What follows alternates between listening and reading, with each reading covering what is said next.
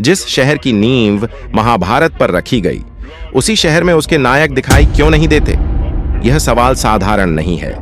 जिस नगर को पांडवों ने बसाया, आज उसी नगर में पांडवों के नाम का एक भी निशान नहीं मिलता।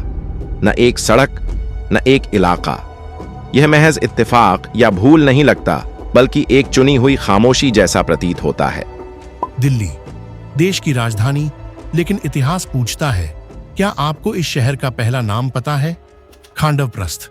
और जब धर्मराज युधिष्ठिर ने राज संभाला, तब यही नगर इंद्रप्रस्थ कहलाया। यह किसी लोक कथा की बात नहीं, बल्कि महाभारत में वर्णित इतिहास है। इसी भूमि से युधिष्ठिर ने धर्म पर आधारित राज्य चलाया। इसी स्थान से भीम अन्याय के खिलाफ खड़े हुए और अपनी गदा उठाई।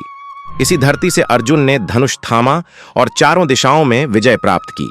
पूरा उत्तर भारत इंद्रप्रस्थ के अधीन संचालित होता था। यह केवल एक शहर नहीं था, यह एक विचार था। एक ऐसा विचार जिसमें न्याय था, साहस था और स्वाभिमान था। अब वर्तमान दिल्ली को देखिए। क्या यहां युधिष्ठिर रोड है, भीम रोड, अर्जुन रोड, नकुल, सहदेव, कुंती या माद्री के नाम पर कुछ? एक भी नहीं।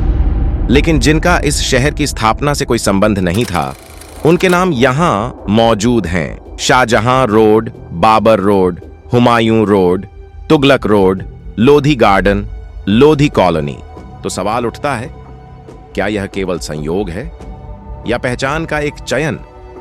इतिहास स्वयं नहीं मिटता, उसे मिटाया जाता है।